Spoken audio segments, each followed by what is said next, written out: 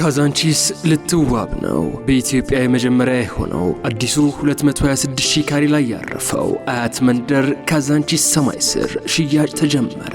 ከባለ 1 መኝታ እስከ ባለ 4 መኝታ ስፋት ያላቸው ዘመናዊ ቤቶች በ20 በመቶ ቅድመ ክፍያ በታሪካዊቷ ካዛንቺስ የቤት ባለቤት የሚሆኑበት እድል ተመቻችቷል። የቅንጡ መንደር የመጫወቻ ቦታዎች፣ የህዝብ ፕላዛ፣ አረንጓዴ ቦታዎች፣ ደረጃውን የጠበቀ ሞል፣ የንግድ ሱቆች፣ 12000 ተሽከርካሪ የሚያቆሙ ቤዝመንት ፓርኪንግ፣ ለእግረኛና ለብስክሌት ተጠቃሚዎች ምቹ የሆኑ መንገዶች ያካተተ በመሆኑ እርሶም የዚህ አዋጭ ኢንቨስትመንት ተጠቃሚ ሁኑ። ስልክ 0912633107 ፈጥነው ይደውሉ። ሰላም ጤና ይስጥልን። የተወደዳችሁና የተከበራችሁ የገበያ ሚዲያ ተከታታዮቻችን እንደምን አላችሁ? ይህ በሮሃ ፎሬክስ ቢሮ ስፖንሰርነት ወደ እናንተ የሚደርሰው ዕለታዊ የምዕራፍ 1 የቢዝነስ ዜናችን ነው። በቢዝነስ ዜና ወጃችን ላይ የሮሃ ፎሬክስ ቢሮን የዕለቱን ምንዛሬ ዋጋ አካተን እንድትከታተሉን እየጋበዝን ለዕለቱ ወደ ያዝንላችሁ ዜናችን እናልፋለን። በቅድሚያም አርዕስቶችን እናስቀድም። የመኖሪያ ቤት ቪላዎችን ከአንድ ቀን ባነሰ ጊዜ መገንባት ያስችላል የተባለ አዲስ የኮንስትራክሽን ቴክኖሎጂ ወደ ኢትዮጵያ ሊገባ መሆኑ ተሰምቷል። መረጃውን እናጋራችኋለን። የመምህራኑ የ17 ወራት ውዝፍ ደሞዝ እንዲከፈላቸው ከፍተኛ ፍርድ ቤት ውሳኔ ማስተላለፉ ተነግሯል። ይህንንም በዝርዝር ይዘነዋል። የምግብ አስመጭና አከፋፋይ የተቋማት ኃላፊዎችን የትምህርት ዝግጅት የሚመለከትና የሚያስገድድ መመሪያ ሊወጣ መሆኑ ተሰምቷል። የምትሰሙት ይሆናል። የፐርፐዝ ብላክ አክሲዮን ማህበር ንብረቶች ለሐራጅ ጨረታ መቅረባቸው ተነግሯል። ለጨረታው የቀረቡት ንብረቶች ምንድናቸው? አቅራቢውስ ማን ነው? የሚሉትንና ሌሎች የተመረጡ ኢኮኖሚያዊና ማህበራዊ መረጃዎቻችንን ይዘንላችኋል። ከመረጃዎቹ ጋር እኔ መላኩ ደምሷ ብሬያችሁ የምቆይ ሲሆን አዳዲስ እንዲሁም ትኩስ መረጃዎችን ለማግኘት ታዲያ የገበያ ሚዲያን እንድትወዳጁ እየጋበዝን በዝርዝር ወደምንመለከታቸው መረጃዎቻችን እናልፋለን። የመምህራኑ የ17 ወራት ውዝፍ ደሞዝ እንዲከፈላቸው የትግራይ ክልል ከፍተኛ ፍርድ ቤት ውሳኔ ሰጠም። በትግራይ መምህራን ማህበር ጠበቆች የቀረበውና በጦርነቱ ጊዜ ያልተከፈለ የ17 ወራት የመምህራንን ደሞዝ ሲመለከት የቆየው ከፍተኛ ፍርድ ቤቱ በትላንትናው ዕለት ማለትም ሚያዝያ 7 ቀን 2017 ዓ.ም በዋለው ችሎት ውሳኔ መስጠቱ ተገልጿል። የክልሉ ፍርድ ቤት የቀረበለትን ክስ መርምሮ የመምህራኑ የ17 ወራት ውዝፍ ደሞዝ እንዲከፈል ወስኖ ፋይሉ ወደ መዝገብ ቤት ተመልሷል ተብሏል። በዚህም የተከሰሱት የትግራይ ትምህርት ቢሮ፣ የፋይናንስ ቢሮ፣ የትግራይ ጊዜያዊ አስተዳደር እንዲሁም የገንዘብ እና የፋይናንስ ሚኒስተር ሲሆኑ ጉዳያቸው በሌሉበት ሲታይ መቆየቱን የተነገረው። ይህን የፍርድ ቤቱን ውሳኔ በተመለከተ ማስተያየታቸውን የሰጡት መምህራን በውሳኔው መደሰታቸውን ገልጸው ነገር ግን ቶሎ በመተግበር በከፋ ሁኔታ ውስጥ የሚገኙ መምህራንን መታደግ ይገባል ብለዋል። ከተከሳሾቹ ወገን ግን ውሳኔውን በማስመልከት እስካሁን ያሉት ነገር እንደሌለ ተነግሯል። 4 ኪሎ ቤተ መንግስት ዙሪያ ባለ 2 አቅጣጫ የነበረው መንገድ ባለ 1 አቅጣጫ ብቻ ሆኖ እንዲያገለግል መደረጉን የአዲስ አበባ ትራፊክ ማኔጅመንት ባለስልጣን አስታወቀም።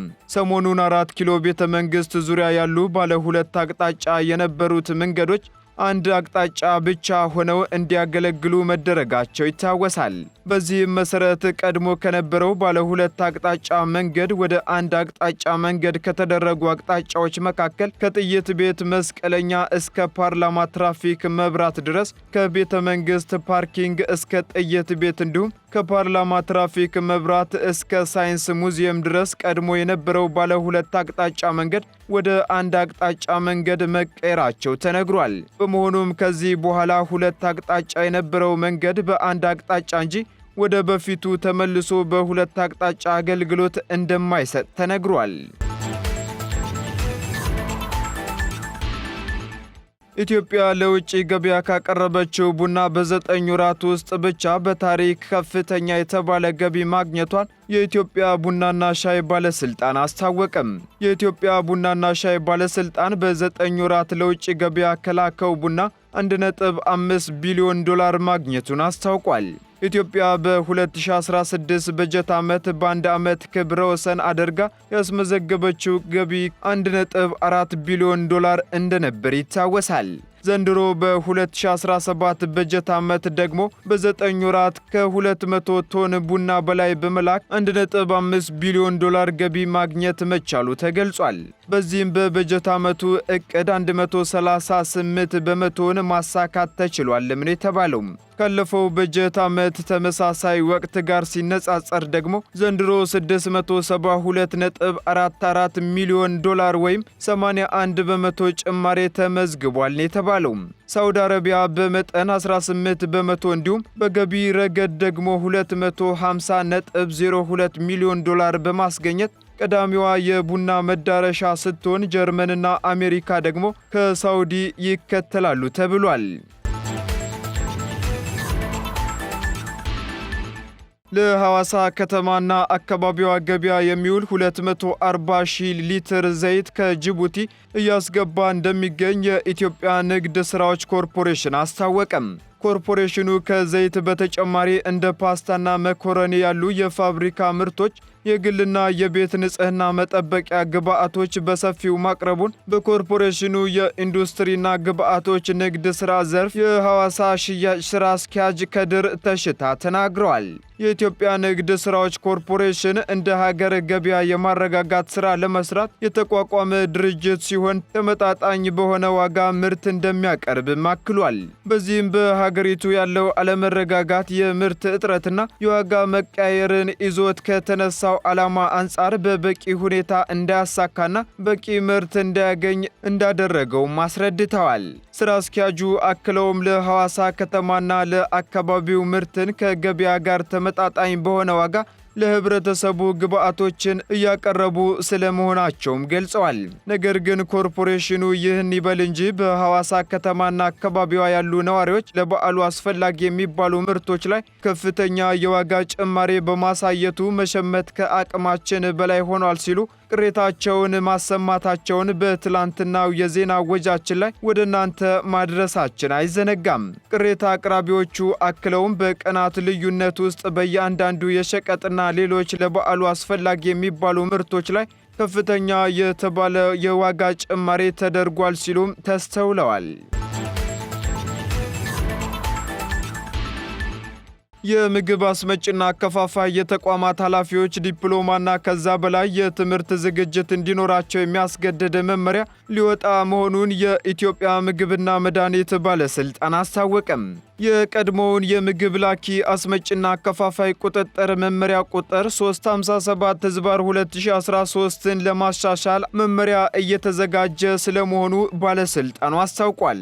በመመሪያ ቁጥር 357/2013 የምግብ አስመጪ ላኪ ወይም አከፋፋይ ድርጅትን በቴክኒካል ኃላፊነት የሚመራ ሰው በአዲሱ የትምህርት ፖሊሲ ቢያንስ 10ኛ ክፍል ወይም በቀድሞው የትምህርት ፖሊሲ ደግሞ 12ኛ ክፍል ያጠናቀቀ መሆን አለበት የሚለውን መስፈርት በመሻር ዲፕሎማና ከዚያ በላይ የትምህርት ዝግጅት እንዲኖረው የሚያስገድድ መመሪያ ሊወጣ መሆኑን ይፋ አድርጓል። በመመሪያው መሰረትም የምግብ ላኪ ድርጅቶችን በተመለከተ ደግሞ የትምህርት ዝግጅት መስፈርቱ 12ኛ ክፍልና ከዛ በላይ ሊሆን ይችላል ተብሏል። በባለስልጣኑ የምግብ ተቋማት ኢንስፔክሽን ሕግ ማስፈጸም ዴስክ ኃላፊ አቶ ግርማ ተፈራ መመሪያውን አስመልክተው በሰጡት ማብራሪያ የምግብ መላክ ማስወጣትና ማከፋፈል ዘርፍ ከፍተኛ ንቅናቄ ያስፈልገዋል ብለዋል። መመሪያው በምግብ ንግድ ሥራ የተሰማሩና የሚሰማሩ ተቋማት የሚልኩት የሚያስመጡትና የሚያከፋፍሉት ምግብ ጥራትና ደህንነቱን በማስጠበቅ የህብረተሰቡን ጤና እንዲረጋገጥ እንደሚያደርግና ለተማረ ኃይልም የሥራ ዕድል ይፈጥራል ሲሉም አክለዋል። በመመሪያው መሠረት ማንኛውም የቴክኒክ ኃላፊ በድርጅቱ ከምግብ ደህንነትና ከጥራት መጓደል ጋር ተያይዞ ለሚከሰቱ ማንኛቸውም የጤና ችግሮች ከድርጅቱ በተጨማሪ ተጠያቂ እንዲሆኑ በተሻሻለው መመሪያ ተደንግጓል።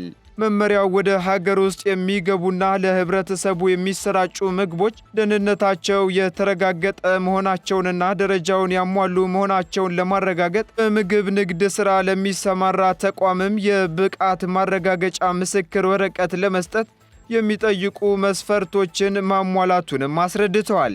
በተጨማሪም የምግብ ላኪ አስመጭና ጅምላ አከፋፋይ ተቋማት ቁጥጥር መመሪያ ቁጥር 357/2013ን ለማሻሻል 1 ዓመት የፈጀው ይህ መመሪያ በቅርቡ ይጸድቃል ተብሏል። የፐርፐዝ ብላክ አክሲዮን ማህበር ንብረቶች ለሐራጅ ጨረታ መቅረባቸው ተሰምቷል። የፐርፐዝ ብላክን ንብረቶች ብርሃን ባንክ አክሲዮን ማህበር ማስታወቂያ ወጣባቸው ሲሆን ድርጅቱ ለሚፈለገው ገንዘብ በዋስትና ያስያዛቸውን ንብረቶች በሐራጅ መነሻ ዋጋ አቅርቧቸዋል ተብሏል። ብርሃን ባንክ ለጨረታ ያቀረባቸው ግዙፍ ማሽነሪዎች ብዛታቸውም 13 ተሽከርካሪዎችና የተለያዩ ማሽነሪዎች ሲሆኑ ከ4 እስከ 7 ሚሊዮን ብር ደርስ መነሻ ዋጋ ለጨረታ ማቅረቡንም ሪፖርተር አስነብቧል።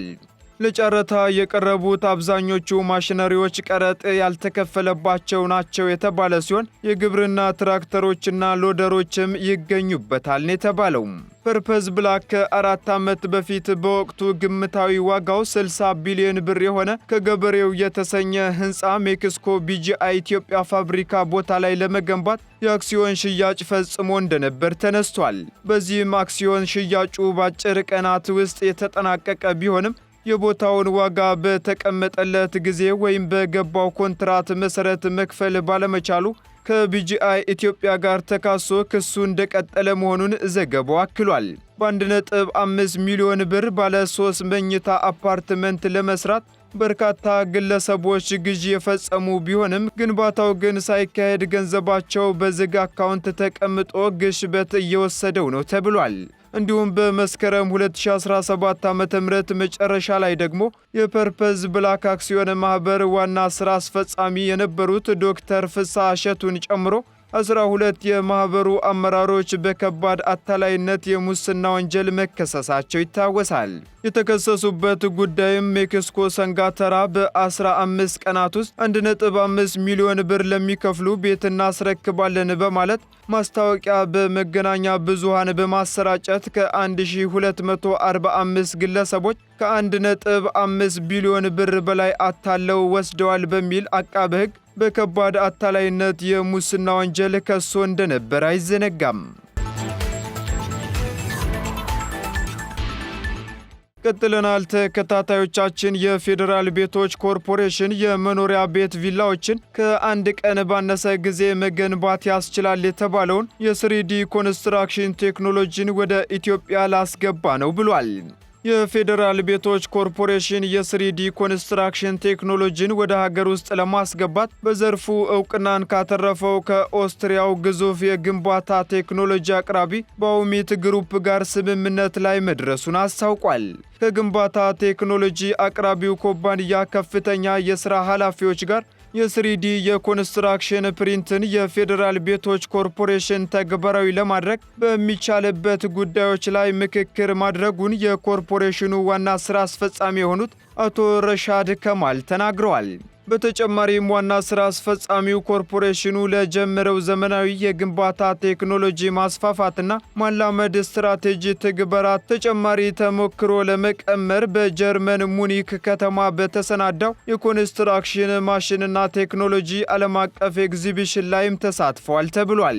ኮርፖሬሽኑ ከዚህ በፊት የአልሙኒየም ፎርም ወርክ የግንባታ ቴክኖሎጂን ከኦቪድ ጋር በመሆን ከኮሪያ በማስመጣት በስፋት አቅም ላይ እየዋለ ሲሆን የፕሪካስት ግንባታ ቴክኖሎጂን ከዋንኮ ኢታሊ ኩባንያ ጋር በመሆን ደግሞ ተግባራዊ ለማድረግም እየሰራ መሆኑ ይታወሳል። የአሁኑን ስምምነትም ተከትሎ የ3D ኮንስትራክሽን ፕሪንት ኮርፖሬሽኑ ለሀገራችን የኮንስትራክሽን ኢንዱስትሪ ያስተዋወቀው ሶስተኛው ዘመናዊ የግንባታ ቴክኖሎጂ ለመሆን ያስችለዋል ተብሎ እንደሚጠበቅም ተነግሯል። የ3D የኮንስትራክሽን ፕሪንት ከተለመደው የግንባታ ዘዴ ጋር ሲነጻጸር የግንባታ ወጪን ከግማሽ በላይ የሚቀንስና ውስብስብ አርኪቴክቸራል የቤት ዲዛይኖችን ተግባራዊ ለማድረግ የሚያስችል ቴክኖሎጂ እንደሆነም ተገልጿል። ቴክኖሎጂው 97 በመቶ የሚሆነውን ግብዓት ከሀገር ውስጥ የሚጠቀም ሲሆን ግዙፍ የመኖሪያ ቤት ግንባታዎችንና የኮንስትራክሽን ግንባታዎችንም በወራት ዕድሜ ለማጠናቀቅ የሚያስችል ነው ተብሏል።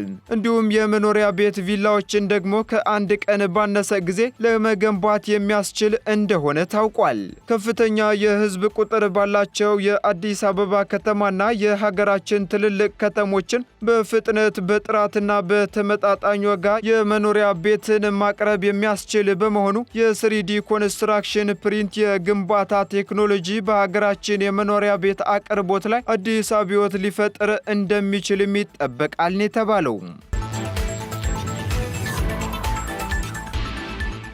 ቀጥለናል ውድ ተከታታዮቻችን። በመጨረሻም የሮሃ ፎሬክስ ቢሮን የዕለቱ የውጭ ምንዛሬ ተመን ወደ እናንተ እናደርሳለን። አንድ የአሜሪካ ዶላር 150 ብር እየተገዛ 153 ብር እየተሸጠ ይገኛል። አንድ ፓውንድ ስተርሊንግ ደግሞ 182 ብር መግዣው ሲሆን መሸጫው ደግሞ 185 ብር ከ64 ሳንቲም እየተሸጠ ይገኛል። እንዲሁ ዩሮ 162 ብር እየተገዛ 165 ብር ከ24 ሳንቲም እየተሸጠ ይገኛል። ስዊስ ፍራንክ 163 ብር መግዣው ሲሆን መሸጫው ደግሞ 166 ብር ከ26 ሳንቲም ሆኗል። የተባበሩት አረብ ኤምሬት ድራም መግዣው 40 ብር ሲሆን መሸጫው ደግሞ 40 ብር ከ80 ሳንቲም ሆኗል። እንዲሁም ደግሞ የሳውዲ ሪያል 39 ብር እየተገዛ 39 ብር ከ78 ሳንቲም መሸጫው ሆኗል። የቻይናው ዩዋን 20 ብር እየተገዛ 20 ብር ከ40 ሳንቲም እየተሸጠ መሆኑን የዕለቱ የውጭ ምንዛሬ ተመን መረጃ ያመለክታል። የተወደዳችሁና የተከበራችሁ የገበያ ሚዲያ ተከታታዮቻችን ለምዕራፍ አንድ ያዝንላችሁ ማህበራዊና ኢኮኖሚያዊ መረጃዎቻችን እነዚህን ይመስሉ ነበር። አዳዲስና ትኩስ ኢኮኖሚያዊና ማህበራዊ መረጃዎችን ለማግኘት ታዲያ የገበያ ሚዲያን እንድትወዳጁ እንጋብዛለን። ሰናይ ጊዜን ተመኘን። ካዛንቺስ ልትዋብ ነው። በኢትዮጵያ የመጀመሪያ የሆነው አዲሱ 226,000 ካሬ ላይ ያረፈው አያት መንደር ካዛንቺስ ሰማይ ስር ሽያጭ ተጀመረ። ከባለ 1 መኝታ እስከ ባለ 4 መኝታ ስፋት ያላቸው ዘመናዊ ቤቶች በ20 በመቶ ቅድመ ክፍያ በታሪካዊቷ ካዛንቺስ የቤት ባለቤት የሚሆኑበት እድል ተመቻችቷል። የቅንጡ መንደር የመጫወቻ ቦታዎች፣ የህዝብ ፕላዛ፣ አረንጓዴ ቦታዎች፣ ደረጃውን የጠበቀ ሞል፣ የንግድ ሱቆች፣ 12,000 ተሽከርካሪ ቆሙ ቤዝመንት ፓርኪንግ ለእግረኛና ለብስክሌት ተጠቃሚዎች ምቹ የሆኑ መንገዶች ያካተተ በመሆኑ እርሶም የዚህ አዋጭ ኢንቨስትመንት ተጠቃሚ ሆኖ ስልክ 0912 63 3107 ፈጥነው ይደውሉ።